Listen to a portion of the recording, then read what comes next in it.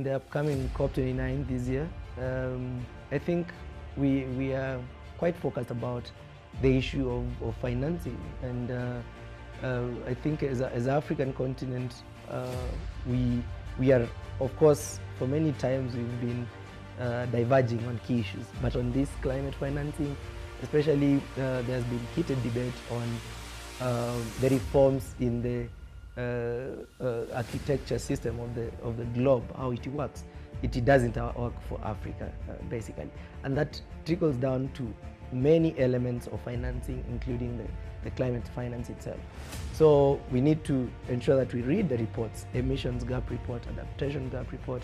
You'll see huge gaps that I think the COP need to deliver in COP29. I'm Alphonce Muia. I'm actually an environmental scientist by training. Also, I've studied environmental policy as well. I do a lot of youth engagement to multilateral processes, specifically around environmental climate issues mostly. And I am proud that we managed to pull off the Africa Youth Climate Assembly, which was the formal youth engagement mechanism to the inaugural Africa Climate Summit. And I'm actually a lead in the Africa Youth Climate Assembly. It's a rolling thing so far. On the other side, as I said, I'm actually working with the African Union on some of the initiatives, especially on the youth engagement and the UN Environment Program too. Thank you. Africa Climate Summit is a first. I mean, the 2023 version was the first convening, actually historic, I would say, for African heads of states and governments to come together for the very first time to talk about the climate, how to combat the climate change, not only within the African continent, but globally, of course, with solutions that are Afrocentric, I'd say. And it came about from a decision of the AU Assembly, the 36th ordinary session of the heads of states in Addis. That was February. I actually happened to be there in Addis, and immediately after this announcement came, it actually came along with an acceptance of the offer of the government of Kenya and His Excellency President William Ruto to host the inaugural Africa Climate Summit. Great. As we've just said, that after the decision of the heads of states in Addis during the annual assembly, we realized that, well, the governments are coalescing around this issue of climate change from the African perspective for the very first time. But of course, it was a point of concern that seems that in the decision itself and the documents that are coming along, there seems not to be something well cut out for young people. And definitely, African continent, the median age is 19. So what are you doing when you're not carrying the masses with you? And we just took a decision, I mean, our initiative to come up with a formal youth engagement mechanism to this climate summit process. And good thing is that we actually engaged with the department that was mandated to take charge with the Africa Climate Summit within the Secretariat of the African Union Commission. And the director there, is called Hassan Nyambe, was very, very happy to actually support us from that perspective. And then again, we came to the government of Kenya through the Ministry of Environment, Climate Change and Forestry here. We talked with the CS, the Cabinet Secretary, Soipan Tuya, with the PS in the State Department, Engineer Festus Ngeno. They were so glad to actually even do a letter showing that, you know what, we are agreeing that there is a secretariat into place to spearhead formal youth engagement mechanism to the Africa Climate Summit, and this is what we call the Africa Youth Climate Assembly. So in that, then it was actually really validated, and we got to be part of the secretariat that was even spearheading the whole Africa Climate Summit. We were actually operating from the 316 Upper Hill Chambers.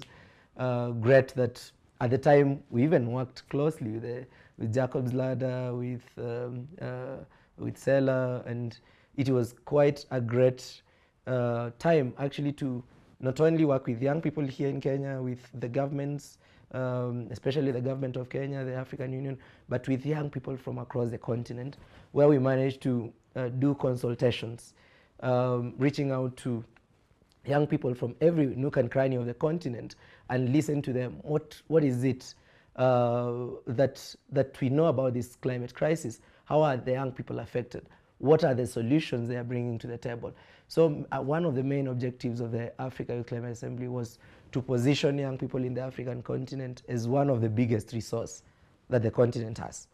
Not like young people as are known in most of the quarters as people who are just complaining, but young people who are bringing solutions, and they're just demanding for enabling environment, deservedly so.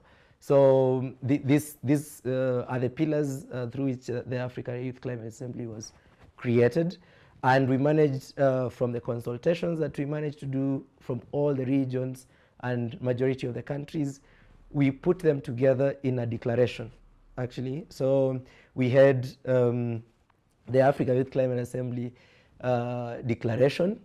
And if you look at that declaration, we had 11 highlights that young people were feeling like we need this, so that then it serves as an enabling environment for young people actually to bring a lot of value for them to thrive in bringing their solutions to combating climate crisis.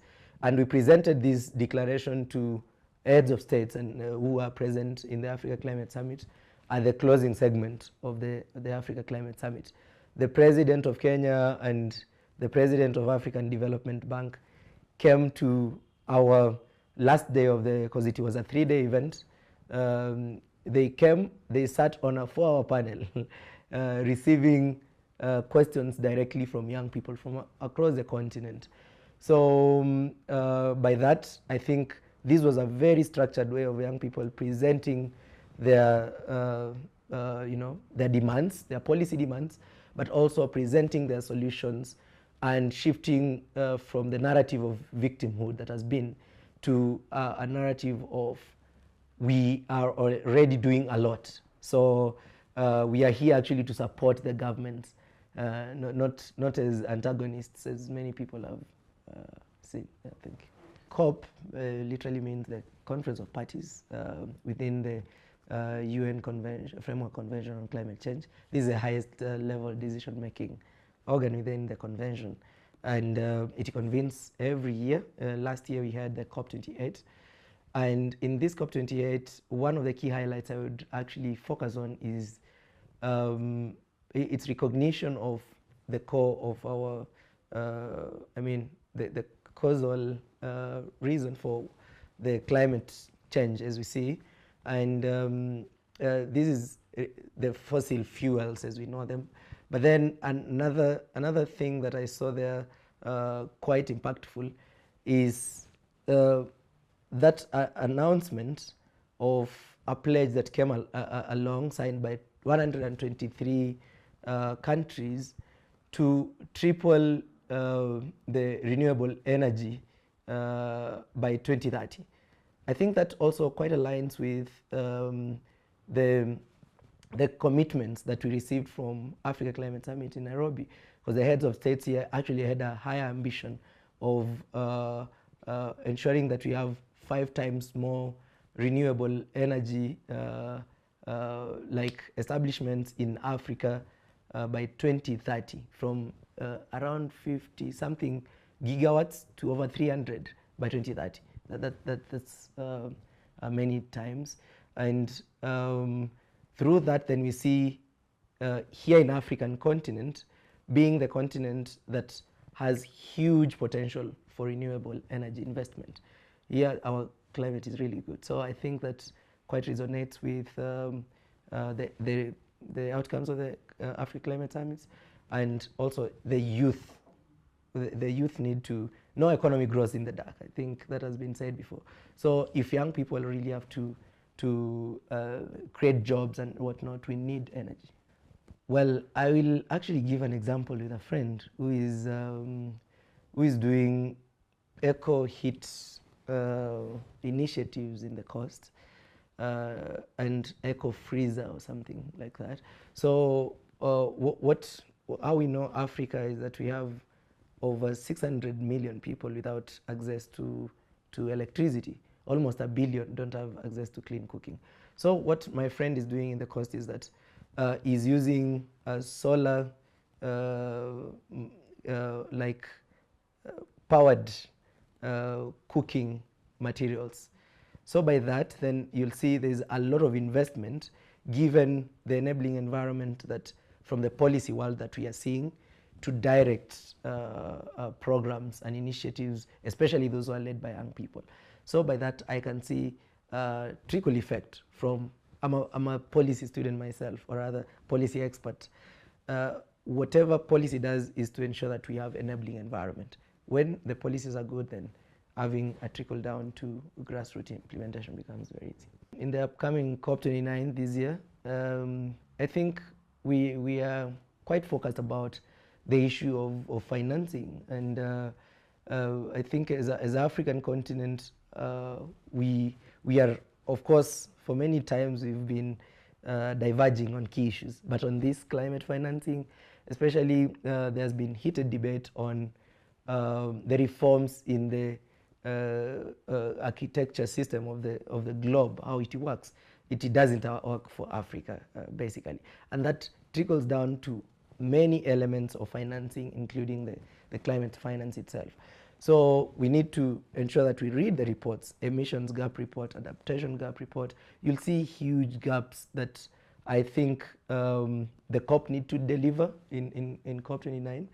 And then we also need to see in the Africa Climate Summit that is coming up, now bold voice about empowering our young people. I think young people have almost all the solutions that we need to get out of this woods that we find ourselves in. But then are we really ensuring that they have finances in accessible way? Because we may have finances, yes, but they are not accessible to young people. So I think from the African perspective, we need to start off that discussion and have bold language in the outcomes. And then what I can tell young people out there is that we have to stand out, and we have to ensure that we are heard. Be seen, be heard. It starts from organizing ourselves properly, supporting ourselves, but also ensuring that we channel our issues in a unified way. But we don't still need to wait. We should already be tackling this climate crisis ourselves from what we have already, and then from that, then we can be empowered and promoted further for scaling up. Thank you.